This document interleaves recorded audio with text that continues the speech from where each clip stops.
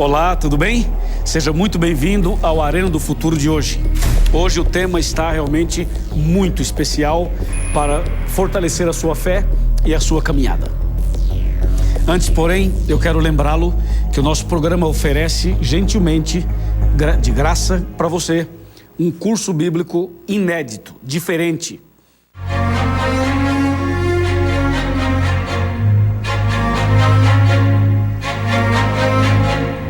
Então você pode ver o santuário e vamos começar pelo pátio.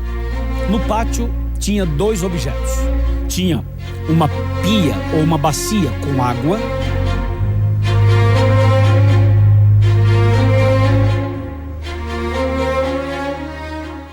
Além disso, você pode também seguir o nosso programa no Twitter, @Arena do Futuro. E se você fala espanhol e gosta do espanhol, quer aprender espanhol, você também pode seguir o nosso programa em espanhol, que é Decifrando el Futuro.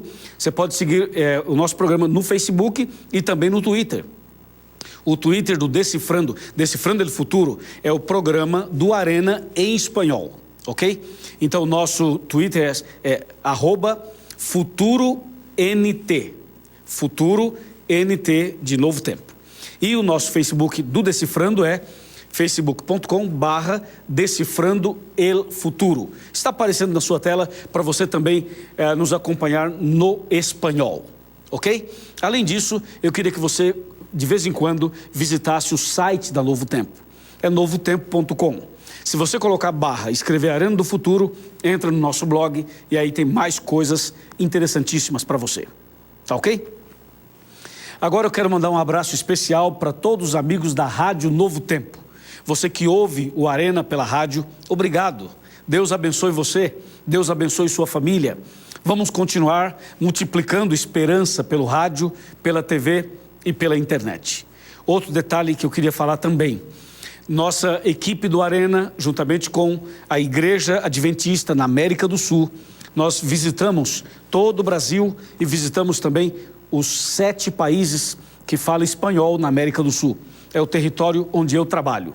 E eu quero convidar você para orar por nós e para nos acompanhar quando nós passarmos na sua cidade, na sua região. Tá bom assim? Ok. Agora, prepare-se para o tema de hoje. O tema de hoje é sobre a busca de Deus para salvar um rei. E esse rei é o rei Nabucodonosor. Nós vamos analisar alguns versos de 3 capítulos do livro de Daniel, para que esse tema fique bem claro para você.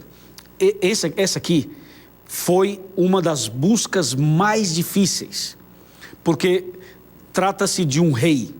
Não estou falando de um prefeito, e não estou desmerecendo o prefeito, ok?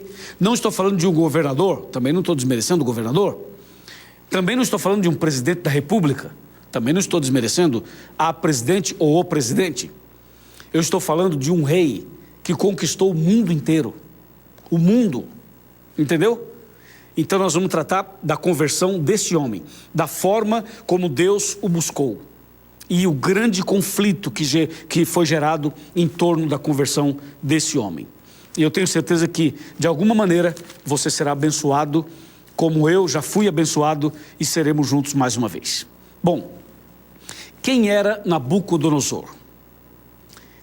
O que a Bíblia fala sobre esse homem? Nós poderíamos ficar aqui na história, falar sobre o pai dele, o avô dele e tal, mas isso não vem ao caso aqui. Nós queremos ir direto ao ponto. Mas só para você ter uma ideia, Nabucodonosor era imperador ou rei da Babilônia. A palavra Babilônia é uma palavra que deriva ou que vem da palavra Babel. Babel era o nome daquela torre.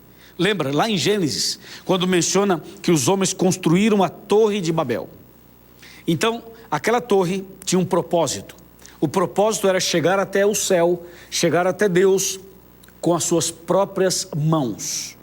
E mais, eles queriam, com as próprias mãos, construir uma fortaleza para que eles pudessem ser protegidos, guardados e abençoados por eles mesmos. Aliás, Babel, sabe o que significa? Significa porta do céu. É incrível. Então o nome Babel ou Babilônia já é uma afronta ao princípio bíblico que diz que a porta do céu é Jesus. Só Jesus salva e a única porta é Jesus. Não é Babel, não é Maria, não é João, não é Pedro, nem Luís.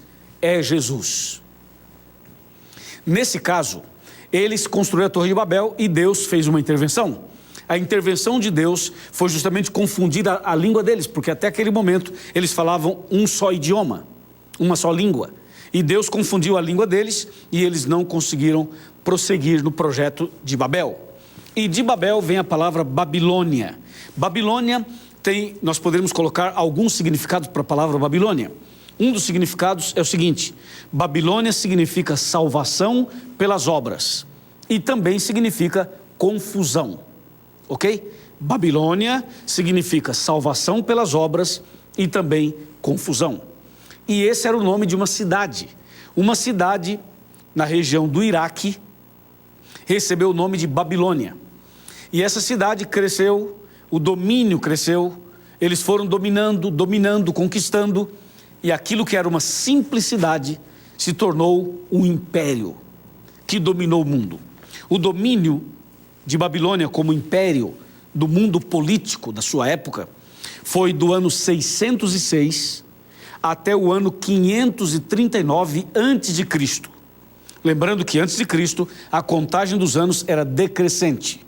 Por isso eu falei do ano 606 ao ano 539 a.C. Veja, o período de domínio de Babilônia foi um período muito grande.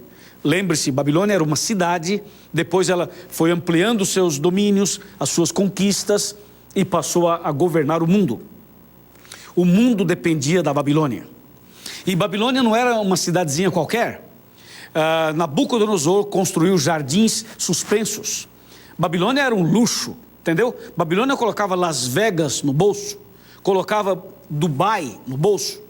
Eu estou querendo dizer que o que esses camaradas fazem hoje, Nabucodonosor já fez naquele tempo, entendeu? Era uma das maravilhas do mundo antigo. As pessoas ficavam admiradas. O próprio rei, quando olhou para a Babilônia, falou assim: não é esta grande Babilônia que eu construí para a minha própria glória? Então, estamos falando de uma estrutura arquitetônica, estamos falando de uma estrutura administrativa, estamos falando de algo ou de alguém que dominou o mundo inteiro. Isso é incrível. E Nabucodonosor era o imperador, era o cabeça de todo esse movimento que acabamos de falar. Agora, Deus tinha um plano para ele. E Deus tem um plano para você também. Deus tem planos para os políticos, para os prefeitos, para os vereadores, para os deputados, para os senadores, para os governadores, para os presidentes, para os reis. Deus tem um plano para o mais simples e para o mais alto em termos de cargos. Deus tem um plano de salvação para todo mundo. E nesse caso, Deus tinha um plano para o rei. E sabe o que Deus fez? Deus permitiu que Daniel e os seus 3 amigos, Ananias, Misael e Azarias, ou Sadraque, Mesaque e Abednego, Deus permitiu que eles fossem levados entre os cativos para a Babilônia. Então, no meio de tanta gente que foi conduzida para lá como escravos, Deus permitiu que 4 servos dele fossem também: Daniel, Ananias, Misael e Azarias. E esses 4 em Babilônia passaram a ser instrumentos de Deus para que Deus pudesse chegar até o rei. Então veja a busca que Deus estava executando, para a estratégia de Deus para buscar e alcançar o coração do rei. No capítulo 2 de Daniel, a Bíblia revela que Deus falou com o rei em sonho. Deus deu um sonho para o rei, o sonho daquela estátua, lembra? A estátua do capítulo 2 de Daniel. Foi um sonho que Deus deu ao rei. E o rei, quando acordou, esqueceu o sonho. Então, ele manda chamar os sábios de Babilônia, e os sábios, os feiticeiros, os necromantes, os cartomantes, os adivinhos, essas pessoas não souberam dizer nem o sonho e nem o significado. Aí, Deus envia Daniel. Daniel era um dos sábios. E quando Daniel vai lá, Deus usa Daniel. Daniel ora a Deus. Deus revela para ele o sonho, revela o significado. Daniel volta na presença do rei e apresenta o sonho. Diz qual foi o sonho e qual era o seu significado. Aí o rei foi tocado, impactado. Deus então começa um trabalho de conversão na vida do rei, sendo que no capítulo 1, Deus já tinha mexido com ele quando o Daniel pediu para ser vegetariano, para não comer as comidas do rei e para cuidar melhor da sua saúde. Deus começa a impactar o rei no capítulo 1, agora no capítulo 2 com o sonho da estátua e a visão dada a Daniel. E no final do capítulo 2, veja só, poderíamos ler aqui especialmente o versículo 47, aliás, o 46, Daniel 2:46, diz assim: Então o rei Nabucodonosor se inclinou e se prostrou o rosto em terra perante Daniel e ordenou que lhe fizessem oferta de manjares e suaves perfumes. 47, disse o rei a Daniel: Certamente o vosso Deus é o Deus dos deuses e o Senhor dos reis e o revelador de mistérios, pois pudesse revelar esse mistério. Ou seja, no capítulo 2, Deus toca o coração do rei, o rei reconhece, se inclina e exalta a Deus, mas ainda não se converteu. Mas a mensagem já estava lá, o Espírito Santo já estava trabalhando lá. Aí vem o capítulo 3. No capítulo 3, a Bíblia menciona que o rei constrói uma estátua de ouro. Por quê? Porque no capítulo 2, o sonho da estátua, a cabeça de ouro representava o rei e o seu império. E Deus estava dizendo para ele: olha, rei, você vai dominar só durante um tempo. Depois virá outro império que vai dominar no seu lugar. E no capítulo 3, o rei diz assim: não. O que Deus revelou para mim, eu não aceito. Eu não quero ser apenas a cabeça. Eu quero ser tudo. Então no capítulo 3, ele faz uma estátua inteirinha de ouro, que é uma maneira de dizer para Deus assim: Deus, eu faço do meu jeito, eu sou o rei, eu mando. Eu quero escrever a minha história do meu jeito.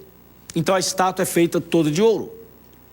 E aí o rei reúne uma multidão para consagrar aquela estátua e para dedicar e receber o apoio de todos. Só que ali no meio daquela multidão estavam os 3 jovens, o Sadraque, o Mesaque e o Abednego, os servos de Deus. Todos se ajoelharam, menos os 3. Então alguém chegou para o rei e falou assim: rei, os 3 hebreus não se ajoelharam. O rei disse: então não valeu a consagração da estátua, vamos fazer outra vez.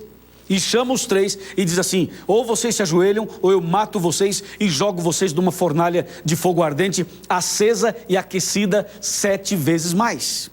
Os 3 jovens se mantêm firmes, mantêm a sua obediência a Deus, não se curvam, não adoram a estátua e se mantêm como fiéis aos mandamentos de Deus. O rei fica irado, manda amarrar os 3 e joga os 3 na fornalha de fogo ardente. E antes de lançá-los, o rei diz assim: eu quero ver qual é o Deus que vai livrar vocês das minhas mãos. E joga os 3 lá dentro. Quando o rei joga os 3 lá dentro, os homens que foram lançá-los na fornalha, que chegaram na beiradinha da fornalha, eles foram mortos. Eles morreram somente com o calor daquela fornalha. E os 3 jovens caíram lá. Daqui a pouco o rei se espanta, olha dentro da fornalha e se assusta e diz assim: uai, como diz o mineiro, uai, nós não lançamos 3? Sim, rei, lançamos 3. O rei falou: eu estou vendo 4. Percebeu? Deus se revelando ao rei outra vez. E diz assim: e o 4 é alguém divino, é diferente. E eles estão passeando no meio do fogo. Veja, Deus protegeu os 3 rapazes, Deus os livrou da morte, e Deus entrou na fornalha com eles, mas Deus tinha um propósito. O propósito de Deus não era apenas proteger os jovens, era tocar o coração do rei. Deus estava buscando o rei, Deus queria o rei, Deus queria converter o rei, entendeu? O rei se espantou, mandou tirar os 3 e o rei se inclinou perante Deus. Veja o que diz Daniel 3, verso 28. Falou Nabucodonosor e disse: bendito seja o Deus de Sadraque, Mesaque e Abednego, que enviou o seu anjo e livrou os seus servos que confiaram nele, pois não quiseram cumprir a palavra do rei, preferindo entregar o seu corpo a servirem e adorarem a qualquer outro Deus, senão ao seu Deus. Portanto, verso 29, faço um decreto pelo qual todo povo, nação e língua, que disser blasfêmia contra o Deus de Sadraque, Mesaque e Abednego, seja despedaçado e as suas casas sejam feitas em monturo, porque não há outro Deus que possa livrar como este. Então, verso 30, o rei fez prosperar a Sadraque, Mesaque e Abednego na província da Babilônia. Veja, no capítulo 3, Deus sacode o rei. E Deus fala assim: ô rei, eu quero salvar você, rapaz. Eu quero mudar sua vida. E o rei é tocado mais uma vez pelo poder de Deus. Mas ainda não se converteu. O homem era duro, rapaz. O homem era difícil, mas não se converteu. E Deus continua a busca por esse homem. Deus continua buscando salvar esse homem. E aí vem o capítulo 4. No capítulo 4 acontece algo extraordinário, algo estranho, algo horrível, por um lado, e espetacular por outro. O rei, diz o capítulo 4, verso 1, o rei Nabucodonosor, a todos os povos, nações e homens de todas as línguas, que habitam em toda a terra, paz vos seja multiplicado. Verso 2, pareceu-me bem fazer conhecidos os sinais e maravilhas que Deus, o Altíssimo, tem feito para comigo. Você entendeu o que eu estou entendendo ou não? O capítulo 4 foi escrito pelo rei. Você poderia imaginar que o rei da Babilônia poderia escrever um capítulo da Bíblia? Olha aqui, ó, nem João Batista escreveu o capítulo da Bíblia, nem Abraão escreveu o capítulo da Bíblia, e Nabucodonosor escreveu o capítulo 4. Sabe por quê? O capítulo 4 é a história da vida dele. O capítulo 4 é o testemunho do rei. Ele conta como foi que ele se converteu. Ele teve que beijar a lona, ele teve que ir no chão, ele teve que ir na lama, ele teve que ir lá no profundo do abismo. A Bíblia diz que o rei, ele se transformou num animal. Deus colocou a mão sobre o rei. E Deus falou assim: olha aqui, rei, você vai ter que entender que eu sou o rei, que eu é quem dirijo esse planeta. Sou eu quem coloca o rei, tira rei. Sou eu quem administra todas as coisas.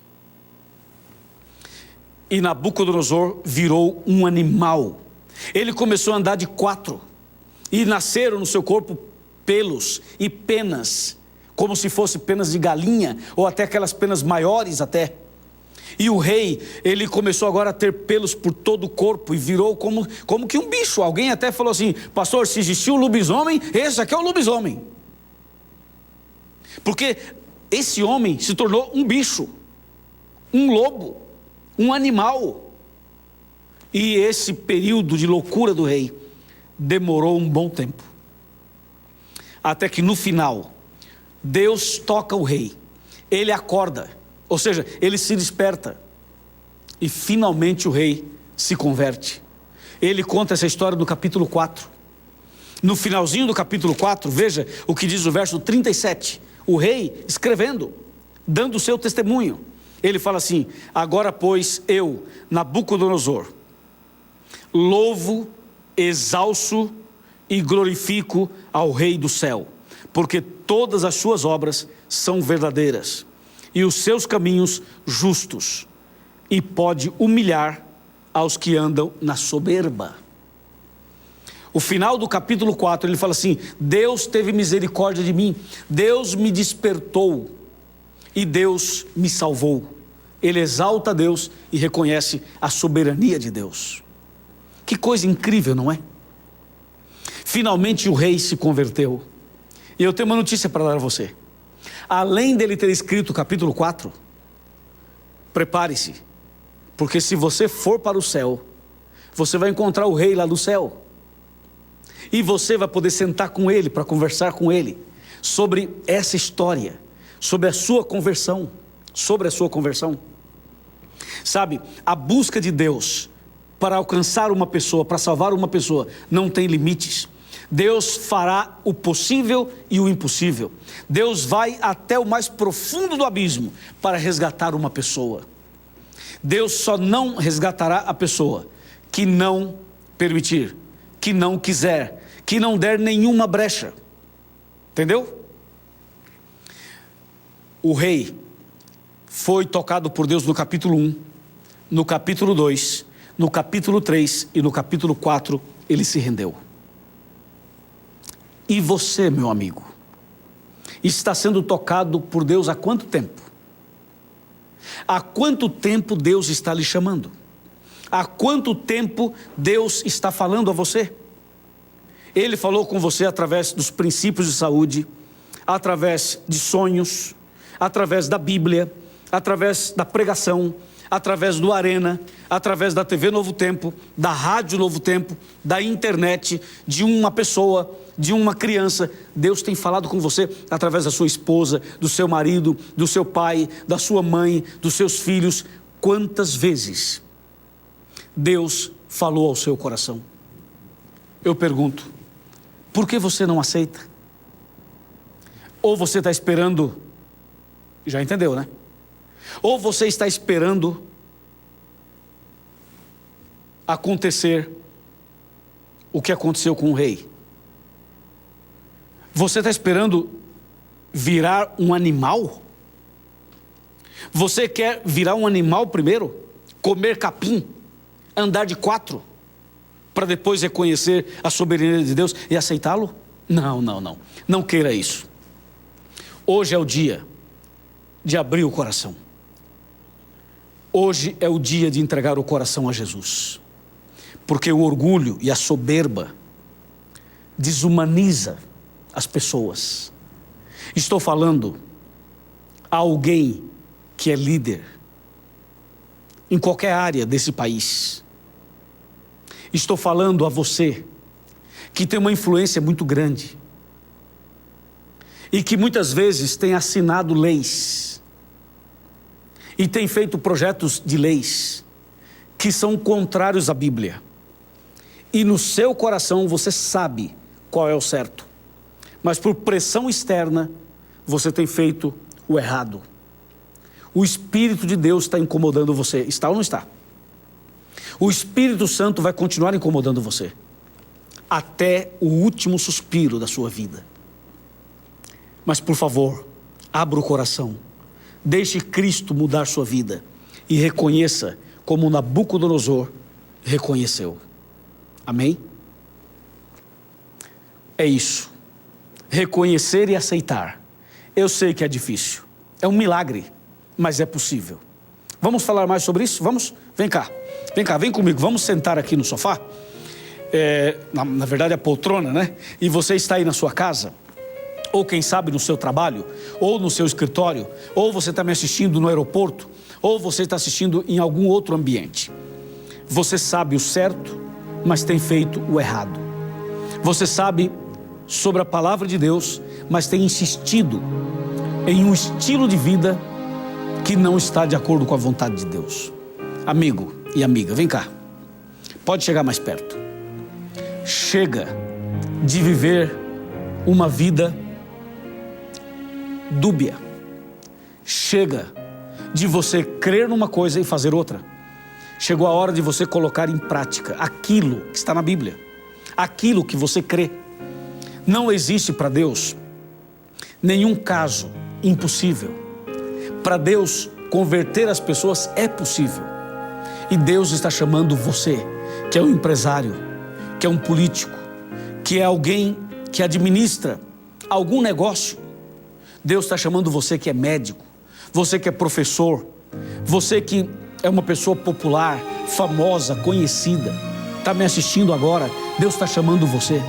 Crie coragem, levante a cabeça, abandone as coisas que devem ser abandonadas e venha para Jesus e aceite Jesus, e você vai viver uma nova vida. Deus vai escrever sua história, Ele já está escrevendo. Você tem tentado escrever do seu jeito, mas Deus tem algo diferente para você. Então aceite apenas, somente aceite. Deixe o orgulho de lado, deixe a soberba de lado. Seja você mesmo, confie em Deus, não vá pela cabeça dos outros, não fique ouvindo as vozes das pessoas, ouça a voz de Deus. Você sabe que lá no seu trabalho, do seu lado, tenha uma pessoa fiel a Deus? Tem ou não tem? Que tem falado para você. Lá perto de você tem sempre um Daniel, não tem? Tem sempre um Sadraque, um Mesaque e um Abednego. Tem ou não tem? Deus tem falado com você através deles. Você tem observado a vida de pessoas bem simples, que são fiéis, não tem observado? E você olha e diz assim: eu admiro a fé dessa pessoa. Não é assim que você fala? Eu admiro a fé dessa outra pessoa. Ok, e quando é que você vai ter a mesma fé? Quando é que você vai se ajoelhar e vai pedir perdão para Deus e vai confessar os seus erros e vai pedir para Deus misericórdia? Quando? Você tem estado vivendo momentos de lutas, é ou não é? A consciência lhe acusa, você deita à noite e não consegue dormir, tem perturbações, porque você sabe o certo e está fazendo o errado. Chegou a hora de dar a volta por cima. Chegou a hora de reconhecer como Nabucodonosor reconheceu. Chegou a hora de você dar um passo de fé, nascer de novo, ser batizado, começar uma vida nova. Chegou o momento de você experimentar o reino de Deus no seu coração. Os reinos dos homens passaram e vão passar, mas o reino de Deus permanece para sempre. Amém? Se você aceita esse chamado, eu vou orar por você. E depois da oração, de maneira bem sincera e humilde, procure a Igreja Adventista do Sétimo Dia e você será muito bem recebido entre nós. Oremos. Pai querido, obrigado pela mensagem de hoje. Obrigado por ter alcançado o coração de Nabucodonosor. E eu sei que o Senhor também hoje está alcançando outros corações. Abençoe esse homem que está me assistindo agora e orando comigo. Abençoe essa mulher também, esse casal, essa família, essa casa. Senhor, coloque a tua mão sobre essa pessoa e que ela seja tocada pelo Espírito Santo e venha aceitar o chamado de salvação. É o que pedimos e agradecemos em nome de Jesus. Amém.